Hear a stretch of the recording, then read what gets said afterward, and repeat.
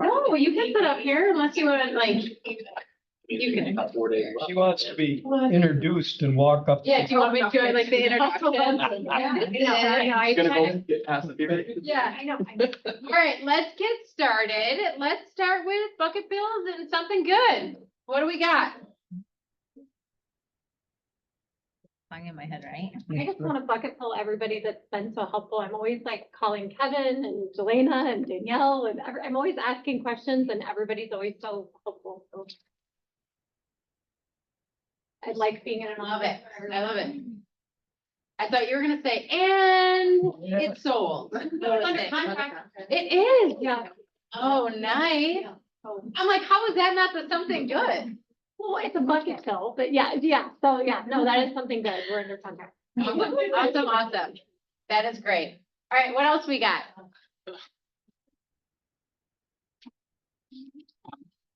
Nothing else good? So, Okay. well, I have a closing today, so that's always fun.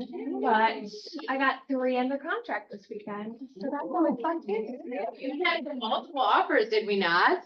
Yeah, I may or may not have beat Jacob and I'm all. I was like, gosh, I wish I Oh, Yeah. I haven't, Milton? yeah, I left on Friday, he's like, we're going, I was like, oh, Robbinsdale, he like said the address, he's like, I'm writing on it, I'm like, I'm writing on it. And they're like, guess what? Like, what? Oh, Rachel beat Jacob out on multiple. I was like, does he know yet? We have second, there's 6, and we're the second lowest list price, so. Nice. Sure, yeah. I think that's important, an important point, right? Is because there's so many other things that go into an offer and getting it accepted, versus just purchase price all the time. So, awesome. What else? What else is good?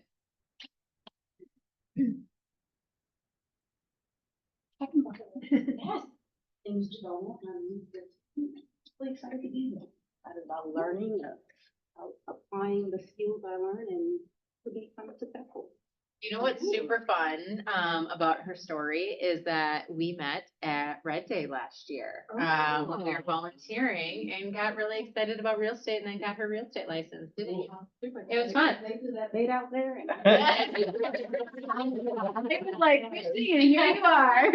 Tell me more. It was fun though. We were painting, I mean, I don't know if the fence was fun painting, but like the conversation was fun. Yeah, it was a good time. Well, It's there, but hopefully not for long. we're excited that you're here. What else? What else is good? I'll bucket fill Wendy for all of her work putting together our spring clean event that a few teams in the office participated in. That was a lot of work and we had a beautiful day and really great turnout. So happy and thankful for her. And How then many some, dumpsters did you guys have this year? we had 3, Okay, but they were all full okay. and the shredder was full, the paint, and. That's awesome though. Yeah, and electronics, they took a ton away, so. Perfect. Yeah, it was awesome. And then, something good, we signed a listing at 6.5% earlier this week, which is super exciting and we're kind of busy time right now. Yeah. And then personally, I had my first ultrasound this morning.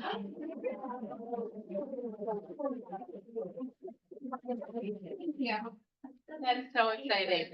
Super, super exciting. What is due date? January 2nd, I was off by a week. So I Okay. was thinking Christmas, but. Well, you never know. Not like you never know. You never know. Yeah, that's so exciting. All right, what else? One more good thing. All right. Erin is here, she's new to our office.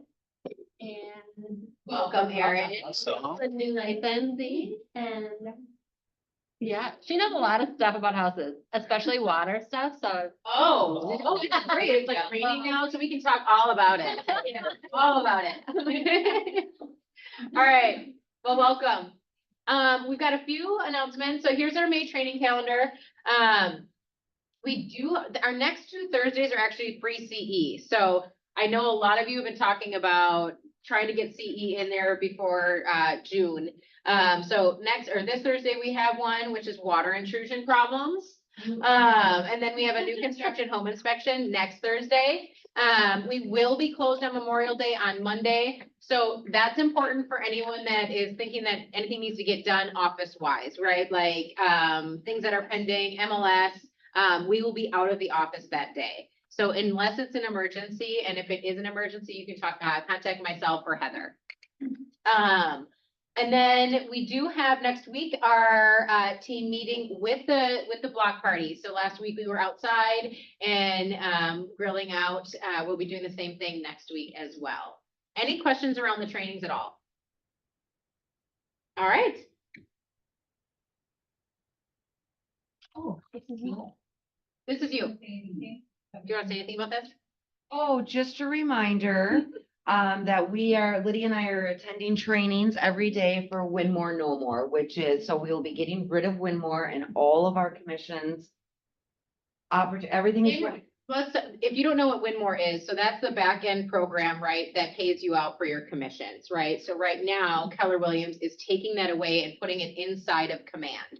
So there's some shifts that are not necessarily affecting you currently right now, but Lydia and Heather have been training on that to take that portion of it away, right? And that's gonna now, you're gonna get paid through, everything's gonna be through Command, right? I mean, you're not gonna see that particular difference except for some things on the front end of commissions, and some of it is actually gonna be simplified for you, which is a huge positive.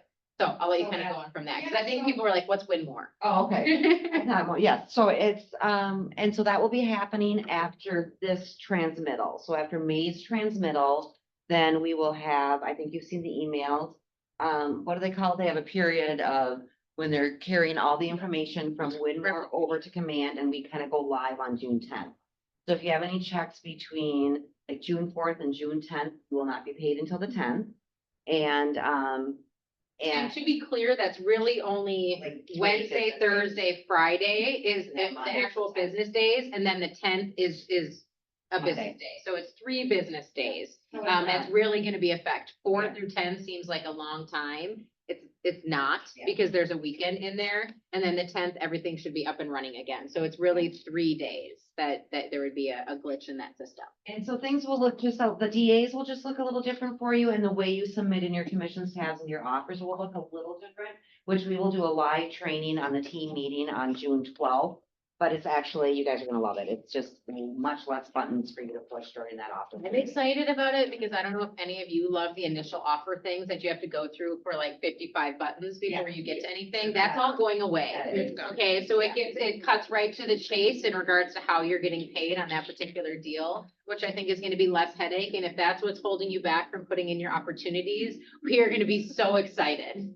Do you want us to hold off on opportunities or? You will not be able, do not submit any opportunities from June, or no, not opportunities, just commissions tabs. Do not submit any commissions tabs. Like, wait. Yeah. You're like, opportunity. Like, let me talk. Do not submit commissions tabs between June 4th and June 10th. But before, but we would like, if you do have a closing between June 4th and June 10th, you can still submit that commissions tabs before the end of transmittal, before May 31st. And I would highly recommend just like sending an email and actually going and talking to them if you do have a closing in that time period. And even if you have one on the 3rd, because we don't ever know when that check's coming unless you go to the closing and the check is cut there. So if something's getting mailed to us and it doesn't come until the 5th or the 4th, our hands are tied at that point. So if you have a closing that's close to that time frame, whether or not it's the 2nd or the 3rd, I would highly recommend just having a conversation with Lydia and Heather so that you know what to expect, instead of then being surprised on the back end. And I do believe I've reached out to everyone that has closings during those days.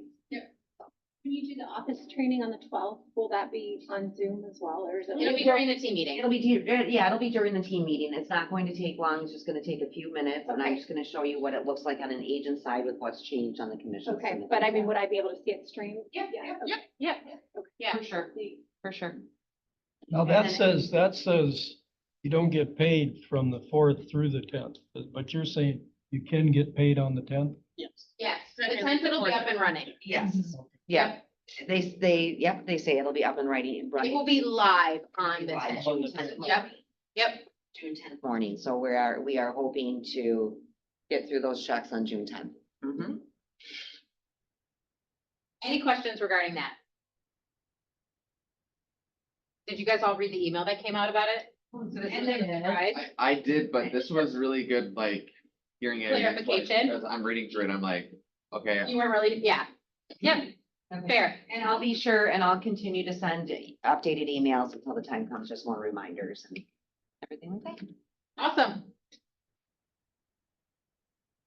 All right, so Phil Jones, there was an invite, to go see Phil, Jones, which is gonna be really, really fun. It's a nationwide, I guess, or worldwide, event. It is digital. There's 2 different dates. It's the 24th and the 27th. If you don't know who this is, it's what is the? Exactly what to say. Yeah, exactly what to say author. He is actually, we found out now, going to be working, not exclusively, but very closely with, KW alone, just in regards to how to have conversations in the real estate world. And in this time period, I think it's really important on what words we use, how we form those conversations. So this is gonna be a great event. It is a event that has a cost to it. And it's $249, I believe. And then if you have a MAPS coach, I don't know how many of you do have that. There's a discounted price for that.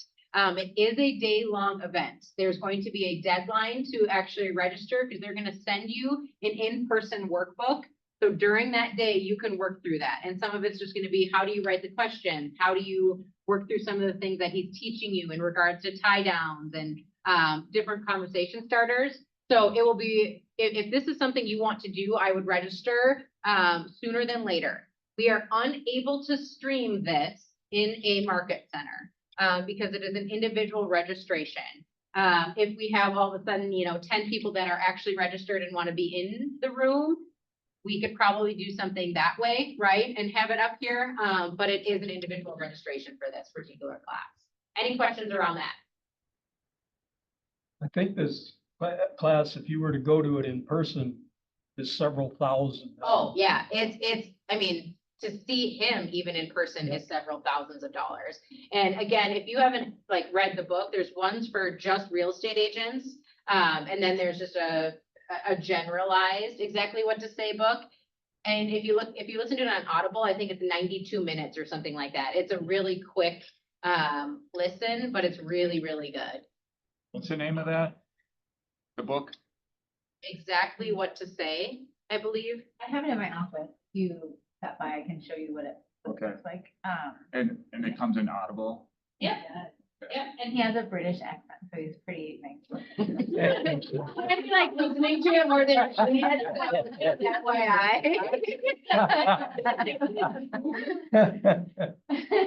When Candy's smiling in her office. All day. Phil. Tell me what to say, Phil. No, but I saw him, I don't know, was it Family Reunion or was it Mega Camp that he was at last year? It must have been Mega Camp. And I think that was the largest part of that particular session that I took notes on. And it was incredible. And that was just a very short, speech that he was giving essentially. So he's really, really talented. And would be, also you can interact with him in this training, right? So if you have questions, it's an opportunity to actually ask him questions during the training versus, being at something where he's on stage and you get to say hi to him afterwards. So. It's the same class each The day. same class both times. Yep. There's one's on a Monday and I think one's on a Thursday. But it is an all day class. So just be prepared for the time frame of that. Speaking of which, Mega Camp is coming up. It's August 12th through the 15th. We actually have a big group that's going this fall, which is going to be fun. If you've never went to that, maybe I'll ask someone that has as an agent versus me doing a pitch for it. Derek, do you want to speak to Mega Camp a little bit? Yes,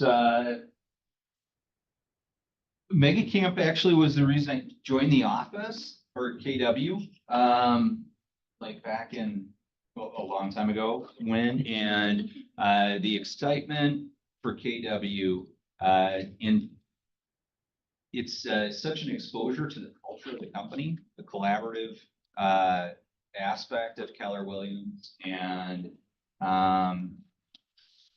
think of being in a room for a day and a half. And it's a big, big room, 15,000 people or whatever, but with people on stage, like one from basically every lead generation technique that's on earth.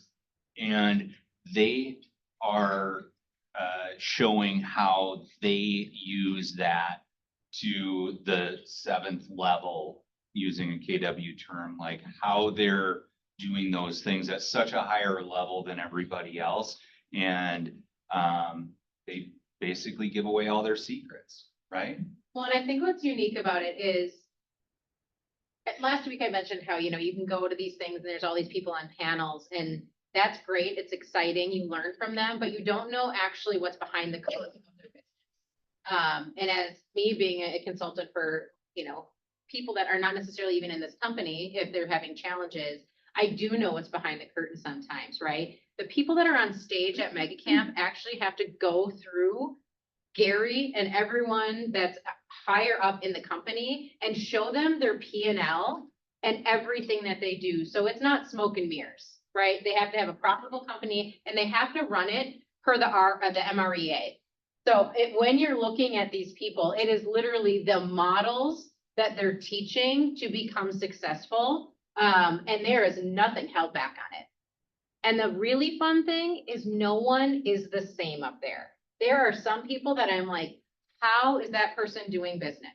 Right? Because it's like, you think of someone being really outgoing and they can talk to a lot of people and they're super introverted and don't like talking to people and are so like detail oriented that I'm like, how do you step foot forward to be able to get your business to where it is? They've hired the right people to help them in their skill set. So it's really fun to see when you're like, oh, I'm not like that person.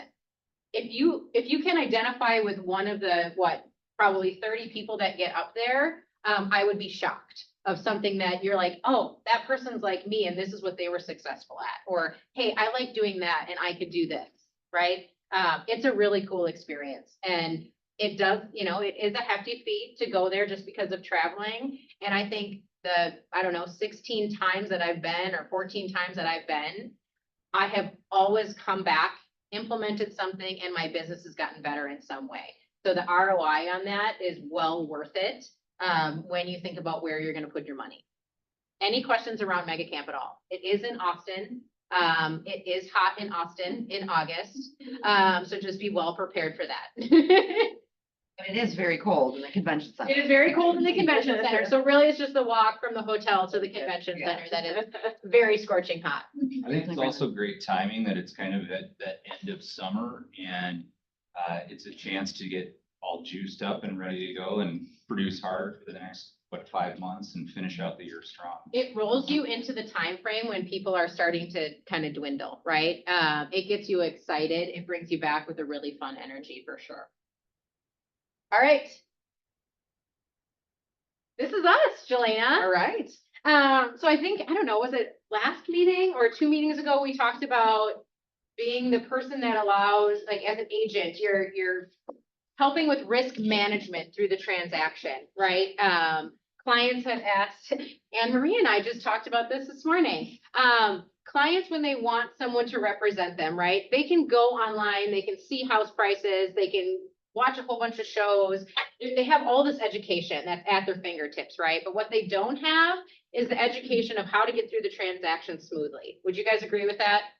They believe that they do, right? But there's a whole bunch of things that we experience every single time we're in a transaction. Some things are new, some things are just common. And part of this whole showing your value is showing how you're allowing that risk to be lower because of your education and your expertise. So Jelena and I thought today we would go through the listing side from start to finish of what are the places that risk can come in, right? And what can you do during those timeframes? Perfect. Right? So right off the bat, we start with, we have a listing, we're pricing a house, right? I mean, is that the first risk I think that we come into is pricing a house correctly? And if we're overpriced, there's gonna probably be a lack of showings or a lack of interest, causing to, longer days on market and no offers right away. So, you wanna go through kind of what, Yeah, let's go through, what are some of the, like, the mitigation, so what do you guys think, are some of the, obviously, a CMA, right? Doing our due diligence and making sure that we're pricing it correctly. What other tools do we have available to us to make sure that we can properly explain to our clients what the expectation is for the amount of showings or for what the traction is gonna be? I'll pull up some stats from like InfoSparks in like the estimated price range. Absolutely. Yep. Or Yep, show, showing yeah, time, I think yep. it forwards you to showing time. Yeah, so showing times is gonna be how many showings in that, and you can look up, you can do everything, bedrooms, bathrooms in this certain area, in this neighborhood, price point, for showing times, and that's the amount of showings they've had in the last day, week, month, however you wanna frame it. And then InfoSparks is gonna be days on market and average home sale price, all of those stats as well. Correct. So all of this is our work in the beginning to make sure that we explain to them what to expect, right? If you're gonna go in and say, you know, we expect multiple offers, we're gonna have a ton of traffic over the weekend, and we only have 2 showing requests for, you know, a 5-day period, they're gonna be pretty devastated with how the process is going so far. So to manage that risk and let them know what other homes are selling for and what other traffic, houses in that price range are getting. What's another one on here? And I don't know how many people do this, that you could add to help people or the client understand what's on the market besides just the CMA.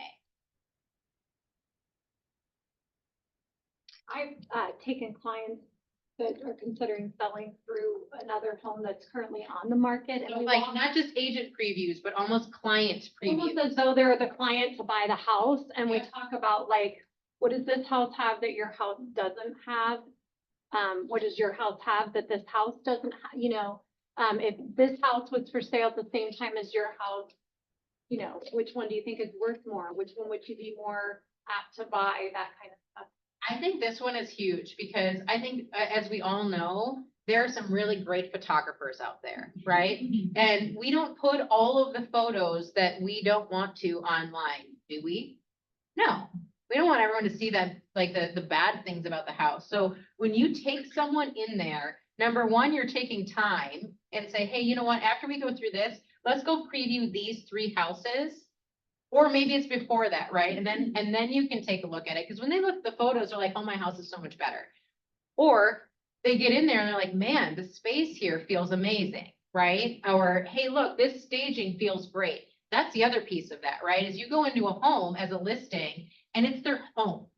It is not a product to be sold, right? It's their home, they love it, they live in it. Whereas you go and you show them another property that's on the market, most of the time, right, if they've been staged properly, it looks like a product.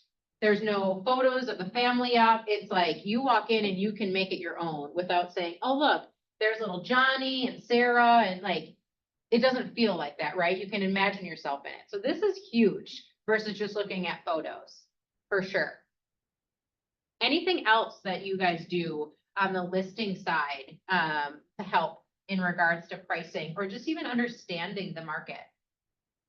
You can set them up on a home search as well, so that every new property that comes onto the market that they're competing against, they get to see it right away as well.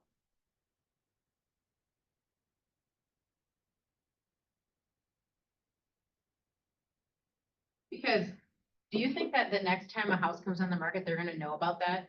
And if they know about it before you do, and then they call you up and they're like, hey, guess what?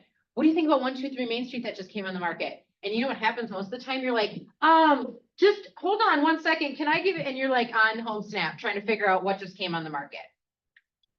Right? How many times has that happened to you? It's happened to me. Where I'm like, I have no idea what they're even talking about. Like my neighbor's house just went up on the market, right? That's a big one, because now you're giving them the information before they're calling you with information, right? You're like, hey, yeah, guess what? I just sent you that. And then CC yourself on it so you know that when that came in, and if the call comes in, you're like, I bet you're calling about 123 Main Street that just went on. Yeah, I am. Actually, can we go look at it just to see what the competition is again? Because now you set the standard right here. Anything else in this portion of the pricing correctly? Stay away from Zillow. Do you tell them that? Just tell them that. You're like, no Zillow. No. I have one of my properties in Florida for sale, and the main picture on Zillow is a picture like 2 inches away from the hardwood floors. Just brown, the whole picture. I don't know where they got it or whatever, but it's really appealing, you know, it's gonna. Yeah, I mean, the floors are gorgeous. They're gorgeous. No scratches. No. Yeah, none. Recently refinished. Anything else in the pricing portion of it? Okay. Oh, go I ahead. was gonna say, just the scripting of the pricing a home it's the price tag that drives traffic, right? And, you know, that's a tough conversation to have with sellers after you've looked at the comps and sometimes you're not on the same page that they are. And price it too high, you're just not gonna have the same amount of traffic. I think that's what's great about all of these, right? So when you're talking about that conversation, if you've given them and you've shown them, one, here's the CMA, right? So you went through that, you've given them days on market, you've given them square footage and the comparable, like what that looks like to the home that they're actually selling. And then you've shown info sparks. So you're like, well, this is where you lie in average sales price and average days on market, right? Like what's the goal? And then you go into showing time stats and you're like, well, quite honestly, we have two different price points, right? We could list at $599 and that has 10 showings for every single house that's on the market right now, right? Or we could list at, $625 and that has 1. Which one would you rather have? Would you have more traffic in here, right? So that we can drive that price up?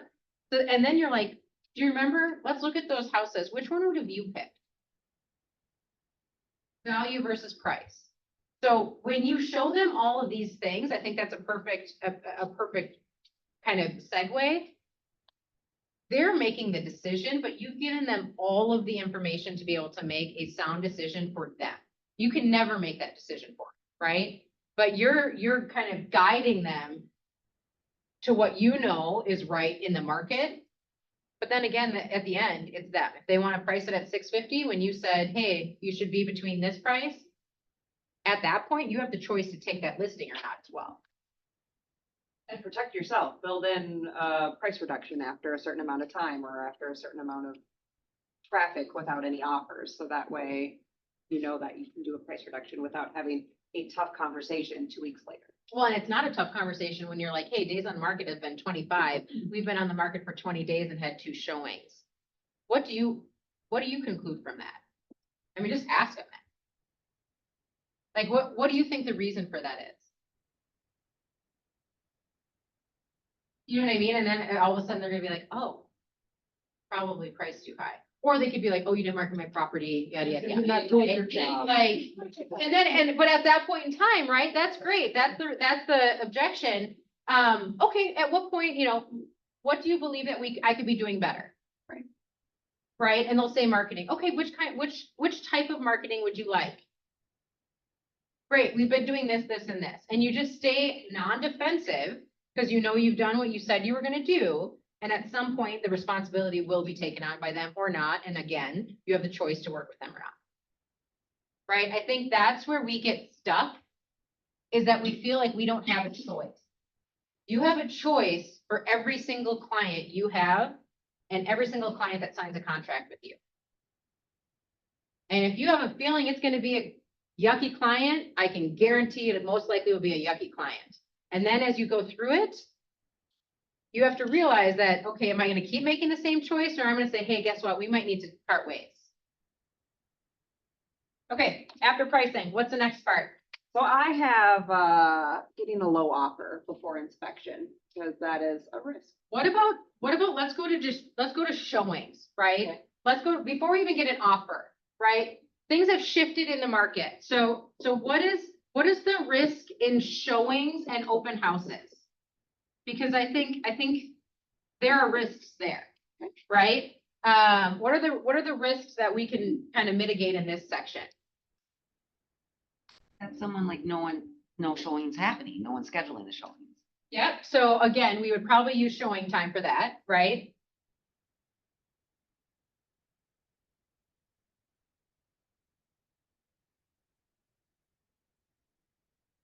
What about when you have open houses and you have like one person come in?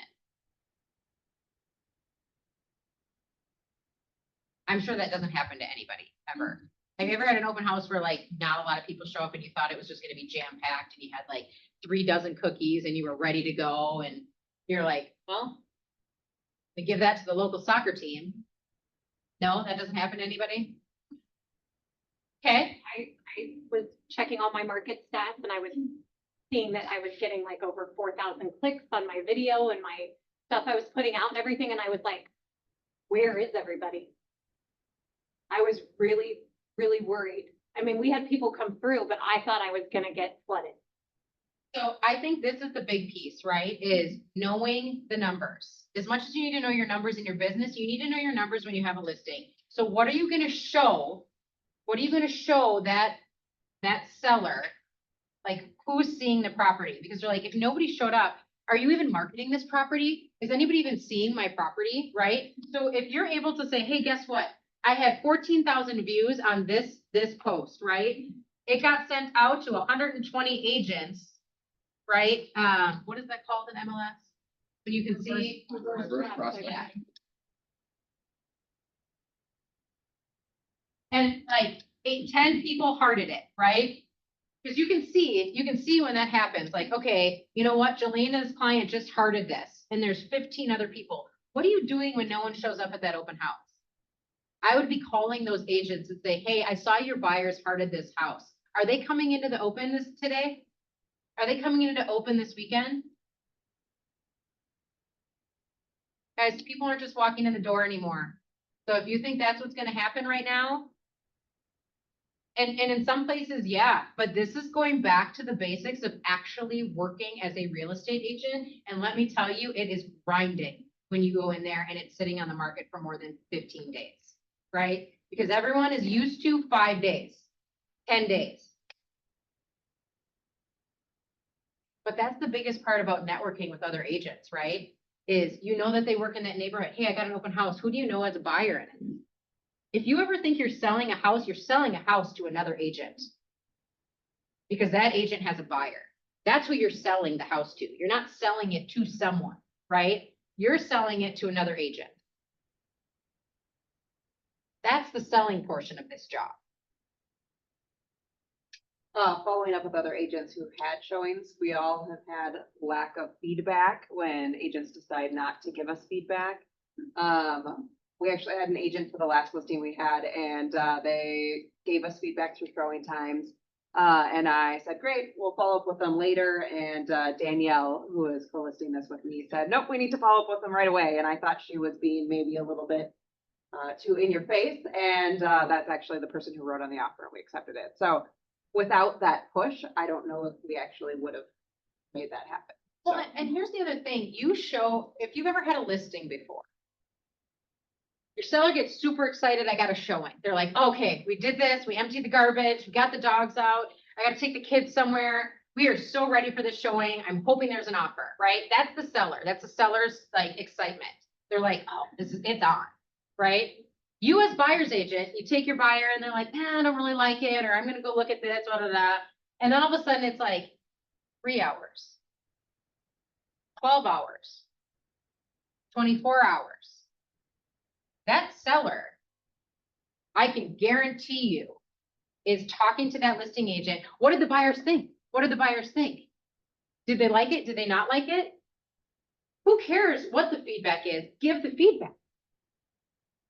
It is the rudest thing you can do as a buyer's agent to not fill out the feedback. Because it puts your colleague, who may or may not be at your brokerage, in a really odd spot. Because they have nothing to give that person besides what they were creeping on the Ring doorbell. That's the only feedback they got, right? That's not fair. Sold one of their own properties in the last 2 years. Did you want to see the feedback immediately? Were you maybe even a little bit more psycho than what you perceive yourself as being? Right? Yeah.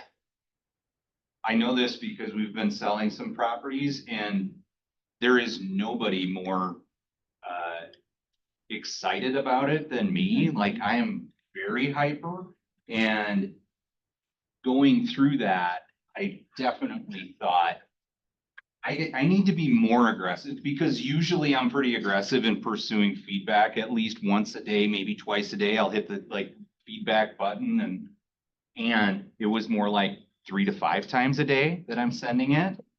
And to me, at least for a long time, I've always thought it's just really rude to show properties and not leave feedback. And that's probably because I'm primarily on the listing side, but like, it's real. Like, you need to get that to the sellers. Otherwise, they feel like you're not doing anything or just waiting for MLS to work. Again, it goes back to my conversation of customer service, right? Either side. You are going to be known for something. And guess what? People remember the good. They really remember the bad, right? So put yourself in your seller's shoes. We do this every day. We do this every day. We show properties every day. We go on listing appointments every day. We do all of that every day. The clients do not do this every day. They don't. They don't even do this every year. They don't even do this every 3 years, right? So this is the most important thing for most of them that is happening to them. And if they have no feedback on that, number one, the agent is getting yelled at really bad, right? And number two, you wouldn't want that to happen to you if you were in that position. There's one way you can help get feedback on your listings and I get so many emails that I'm like delete. So I am guilty of not providing feedback, but if somebody texts me, I respond right away. So that's what I've been doing is I've been texting follow-up because I know how annoying it is to have to answer all your emails. I love that. And at the same time, if it was a client that sent you an email, you would delete it. It's all about importance of the email. And when you see a showing time come in, you know what that email is, right? You know that that's a please leave feedback. It even says on there usually feedback for such and such, right? Like, or just go on the app. After you're done with your showings, you can go on the app. The app is on your phone. The feedback is right there. I think my point of that is follow up via text. Don't just rely on that automated email. Right. Yeah. I do like when listing agents will send a quick, like, you click the super box, yep, done with my showing, then you get that text right away, like, thanks so much for showing our property. Please take the time to. Is there a way, do you automate that? The text message? I don't. I do it manually. Oh. The only reason I'm saying that, right, is like when you try to simplify it, right, like, hey, let's just say you're gone this weekend, right? You're a listing agent, you're gone this weekend, you got showings coming in, you're out on the boat, you know, a showing's coming in at 1, and like, you want to systematize things, right? So it's like, okay, great, they show the property 1 to 2. Are you putting that in your phone so that at 2 o'clock, hey, thanks for showing the property? Or is there, like, I'd love to know if there could be a way to be like, okay, how do you systematize that so that the text message comes through too? You know what I mean? Otherwise, I feel like both sides are gonna be working all of the time, right? Because that showing could be happening and you could actually be in an appointment. You know what I mean? So like, Just when it's your showing time, like if the agent has like the box check that you can text, then they might get that through. I don't know, but I think it's a great thing to even bring up in showing time, that As it a would be. notification and showing time is what all it is. It should be, yeah. I mean, it texts the showing alert. It'd be great if they could text the feedback alert. Like yeah. that would be a huge positive versus just an email, you know? What I do sometimes is I'll actually text the agent before the showing and just establish a little rapport with a couple of updates on the property or just additional information. And that already starts the dialogue via text with that agent. And then just said, looking forward to hearing how it goes. So you're kind of seeding that and hopefully making it as easy as possible for them. That's great. Yeah. Whenever I don't know how to spell something, we're just gonna shorten it. Yeah, I really like that though. The other piece of this too is what are we doing before the open houses? Right? Because I think we put it online and we're like, oh, everyone's just gonna show up to this open house. What are we actively doing, right? So this is a really good piece of door knocking in the neighborhood, circle prospecting, looking in your pipeline, who else has been in the past, whatever, looking for this style house? Like, there's so much opportunity here. Not just for the listing or not for the seller, for you as well, right? But it also gets more people into this open house and showing the property, which is gonna get it sold faster. Okay, now we've shown it, And a low offer comes in. low offer comes in. What do we got there? Overreact. Yes, that's the first thing you should do. You did And comes. Obviously stupid. it. Obviously overreact first. We're talking about risk management, right? And it's all about setting expectations with our clients. So, you know, an offer is better than no offer, and it's a starting spot, right? For anything that comes in. And I think managing that for them versus saying, all right, we got an offer and it's $40,000 under list, and, you know, bringing that as a negative thing. We have an offer. That's fantastic. I would even go, when the offer comes in, what would you do when a low offer comes in? Yes. Okay, so call the agent and stay in curiosity, right? But ask questions, like, ask questions on why. Right? Clarify, like, how did your buyer, right? Because I think immediately we can do this. How could you dare write this offer on my property? Well, guess what? If it's my listing and Jelena writes the offer, Jelena didn't decide to write the offer, right? But I think a lot of times, correct me if I'm wrong, we almost get mad at the other agent. How dare you? Well, Jelena's doing her job. And that's where the buyer wanted to write. They want to write at this price point. So calling and asking, like, how did your buyer come to this price point? What happens usually when you call up? Like, there's a little bit of shame usually by that agent, and they're like, I know, and, we don't really have comps, I mean, is that not usually the conversation? It's like, I get where the comps are, they're just they just don't, they don't want to get multiples, but they don't really want to pay that. Because quite honestly, they can't disclose it, but they're like, this is the top of their budget, right? That's usually what happens. They can't say that, but that's the conversation. When I write lower offers based off comparable pools, like I send them in my office, like review. Talk a little louder, just in Oh, case. sorry. So like when I send the listing agent the offer and the offer summary and all that, I'll also include a link to like the comparable sold homes I sent to the buyer. And I include on the bottom saying like, please feel free to forward all this to your seller. So it's like, then I'm the bad person. Yeah. And like the listing agent's like, this is why, like, if that makes sense. So Yeah. it's like, this is kind of where we're coming from. This is why, like, we are giving you a good price based off what we see around. The 1-story 800 square foot Right. house versus the 2-story 2,400. Right. Yeah. So that's what we try to do. And, like, and that's helpful. And like, I've had, I just be like thankful for that part because it's like, oh, this is where they're coming from. Well, and it's understanding their perspective, right? Like the buyer's perspective versus seller's perspective. I was gonna say, you take that low offer and use it as leverage to get other offers to come. You can.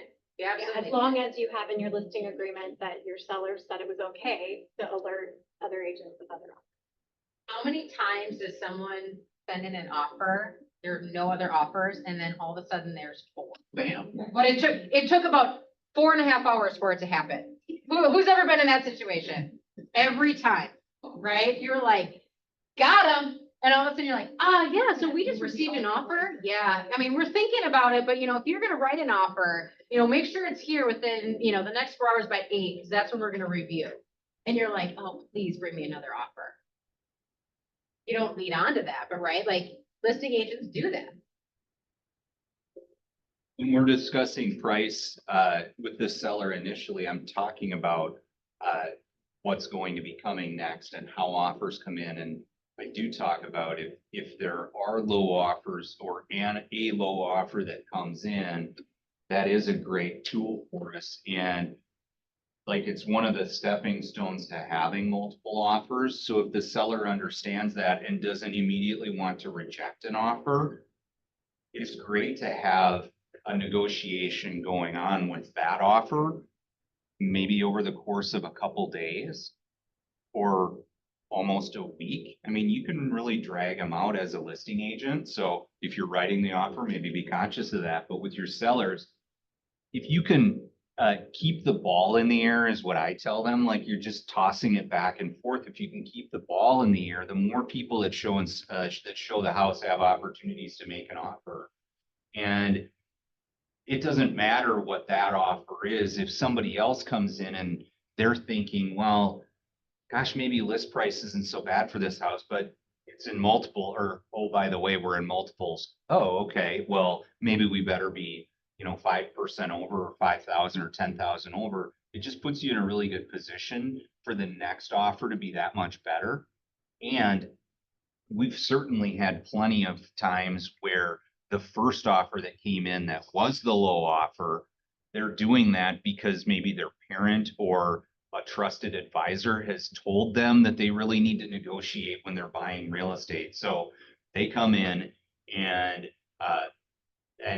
have negotiated hard. And then when they're faced with losing the property, then all of a sudden, maybe it's Mrs. Buyer that says, oh, way to go, honey. Now what do we have? Now you've screwed up buying a house. Oh, okay. Well, the first offer ends up coming in and then ends up being a lot higher. Well, and let's be fair on the negotiation. Everyone wants a deal, right? Like I could go into a store, like I go into Shields, I need nothing, right? And they're like, but guess what?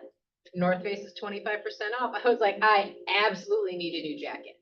No, I don't. But like, that's how your brain works, right? So when they're going in a negotiation, when you buy a house, how many people think,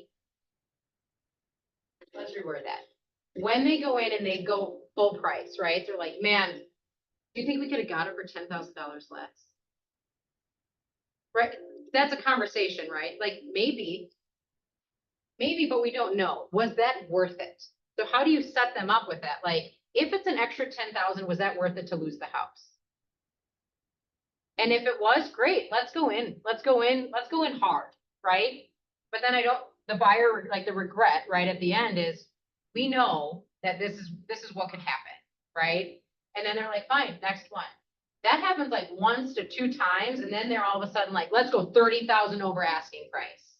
I mean, because they learned their lesson, that it's like, you can't, there's a fine line on that piece of it as a buyer. The value of the house may be whatever the value of the house is, but from a buyer's perspective, like, and I think you need to make the agent think about this is, what is the next opportunity going to be for you to buy a house like this in this area? And in Minneapolis, it could be 2 days, or it could be 2 weeks, or who knows, maybe it's months and months. And to have them understand that and at least consider that maybe they're $5,000 or $10,000 or 5 or 10% or whatever it is, like, that's not. I think that's an interesting perspective. Like, when is the next opportunity going to arise to have a house like this, right? So when you go into the comps, even, what does that look like? Like, let's just say it's a 3-bedroom, 2-bath, 1.5 story, has a remodeled kitchen, and you actually really researched that for the last 6 months, right? Not even just like, oh, this is the price range, but here's one with 3 beds, they were fully remodeled. There's only 2 that came up in 6 months. Is your buyer willing to wait another 6 months to have an opportunity at 2 houses? I don't think I've ever like thought of it that way, like coming at it, like, when's the next opportunity? Because I think we always think, oh, there's another one coming, especially with the lack of inventory. There's not always another one coming.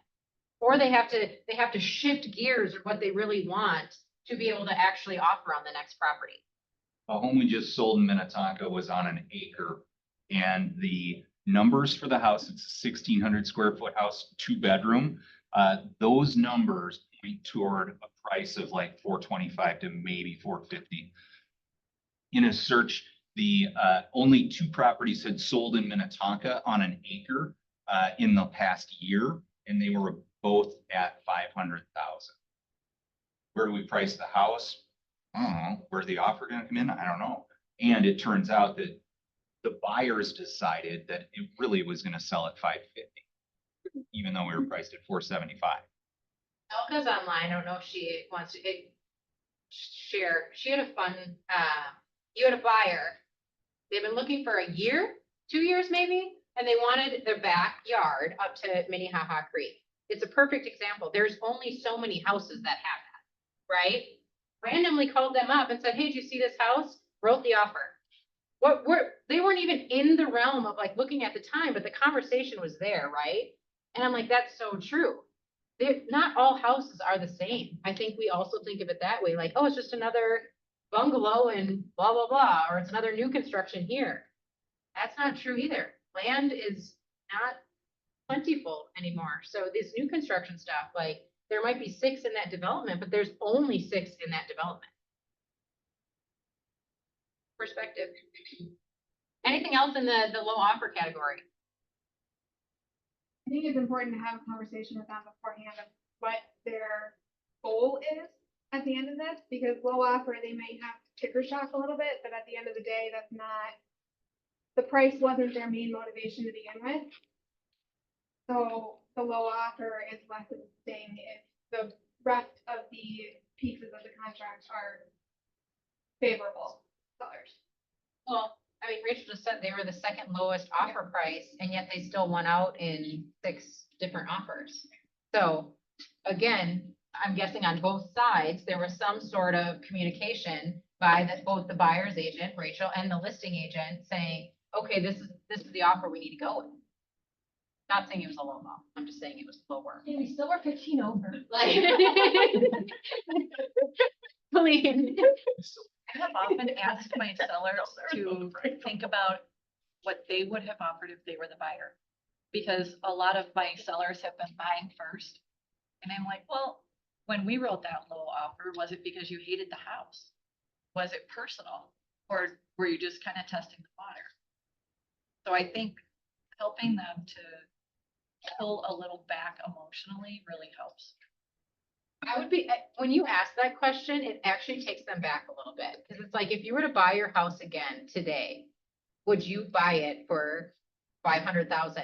Like, We paid 125,000. like, absolutely not. But the reason they're making that decision is because it's an emotional decision.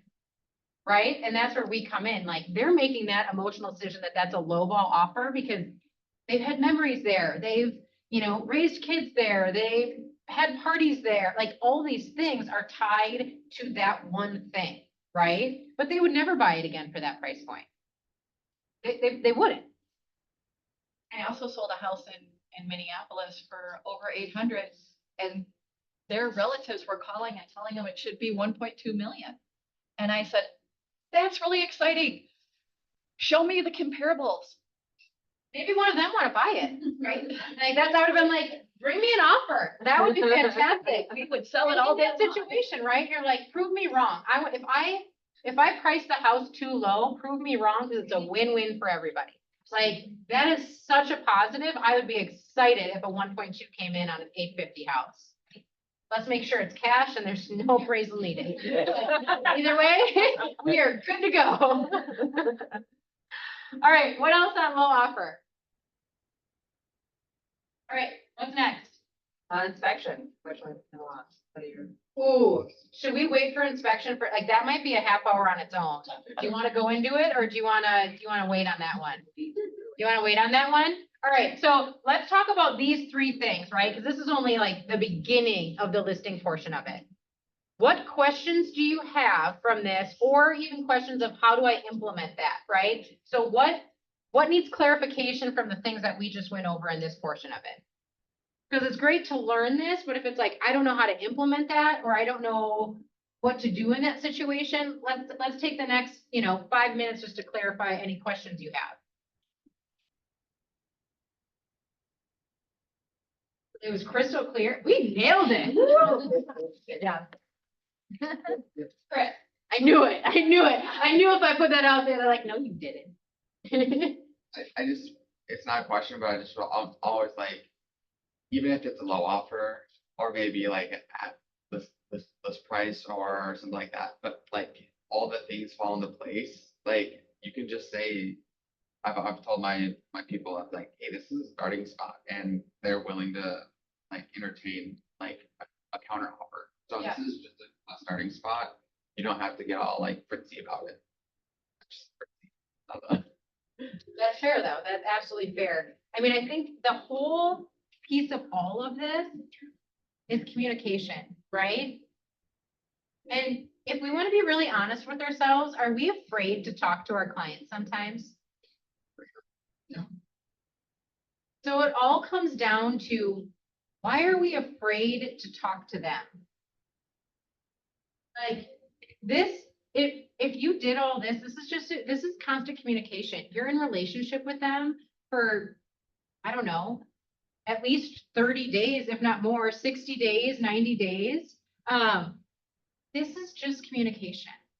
This isn't rocket science. It's actually pretty simple. But as agents, we're really easy to be like, oh, I'm just gonna send out the email next week. I hope that doesn't happen. We'll be good, right? So that's where the risk management comes in. Be ahead of what could happen and actually do the thing so that you can send stats. You can look up your own stats. If you don't know how to look that stuff up, like whether or not it's reverse prospecting, where do they hard it? How do I send this back out? Again, just ask, right? Because the more you communicate to them and you're like, hey, guess what? I just door knocked 100 doors. It was such a nice day out. Can't wait for the open. That's your text on a Thursday to them. They'd be like, oh my gosh, she just door knocked our whole neighborhood. Awesome, right? Hey, I just saw that 3 new people hearted your listing. I just contacted the agent. Hopefully that they're going to show the property this weekend. Like continually just talking with them is going to make every single transaction easier for them and easier for you. Hiding behind it and being like, oh, I've been there, right? Like no one showed up to the open. We've got 0 showings. What do I do? Well, what you do is you figure out why. You figure out why, and then you communicate that. That's what they're hiring you to do. So when we're getting kind of smashed with the whole commission thing, that's what they're hiring you to do, is have the tough conversations. They're not hiring you to be their friend. They're hiring you to be a professional and to get them to their end goal. Really? I put in my calendar, because I need reminders, because I'm slow, to call people, like once a week, like Frances. Frances is Tuesday morning at 10 a.m. Every Tuesday morning, she pops up, and that's based on her work and life schedule. But every Tuesday morning at 10 a.m., I call her, and I found that if I call them every single week, buyer or seller, just to say, hello, what's up, even when there's nothing happening, that when there's something that's awkward, it's easier for me to call them. Yeah. But if I let long periods of time, like 2 or 3 weeks go by, then calling them is like, if someone calls you out of the blue, like if you're in a transaction or something happens, what is your first? I'm like, uh-oh. Immediately, I'm like, uh-oh. Yeah, I'm like, great. Do I answer this or do I let it go to voicemail? Because I don't know if I want to deal with this. I called one of my. That's what a seller or buyer does too. It's like, okay, you haven't called me in 3 weeks and all of a sudden you're going to call me like, uh-oh, what happened? I think that manages your incoming messages and calls as well, if you're constantly staying up with them, at least on a scheduled time. I called a seller yesterday because I knew they would be nervous. The appraiser was in their house on Friday and we don't have an answer yet. Well, that's actually normal. But they don't know that. Like, why didn't the appraiser call Friday afternoon? So yesterday I called and said, hey, I'm calling you about the appraisal. And she's like, hold on, put you on speaker. And I was like, see, good thing I called, because they're worried. And so I said, it could take over a week for them to get back to us. And that's totally okay. It's normal. And they were like, really? But they don't know what normal is. You know what I So mean? it They have no helps. idea. And, you know, and then what is the answer when you're like, man, the appraisal came right in at purchase price. You're like, what? How does that happen? And you're like, no idea. Like, I'm perfect. yeah, see, I told you. Like, all right. Any other questions at all? Maybe what we could do is we could start like a sheet on this and start sending it out after the meeting, just so that you kind of have, hey, this is the ticket items, right? And these are the things that you can do during it. And if you have questions that are like, hey, how do I find this? Just shoot us an email back and we can show you where to find that information. All right, wants and needs. What do we got? New listings, buyers, clean. I have a coming soon that'll be available tomorrow for 450 in Bloomington. It's got 3 bedrooms, 4 if possible. It's an office right now, needs an egress window. But it's in Bloomington and it's in really great shape. She has done like all of the systems update, and whoever buys it's gonna be really blessed. And then we have a quiet listing in Minnetonka School Districts, actually not far from Minnetonka High School, for 1.3 million, and that's 4-bed, 4-bath. What else? What else we got? I'm selling my house. Anyone? You better quit showing, Emotional, everybody. I'm ready. Done. It's a 4-bedroom, it's a little weird for Plymouth, 4-bedroom, 2-bath, 1.5 actually. New paint, new trim, new floors throughout 90% of it. New water heater, new air conditioner, new water softener, pretty much replaced a lot of it. But yeah, I think it's about a 1/2 acre. I need to check that. Oh, thank you. 525. Hey, this is Nina. Hi, I have a listing that's going live on Friday. It's in Eden Prairie at the near Flying Cloud Airport and Pioneer Trail. It is a 3-bed, 2-bath. Just a nice little house for $350.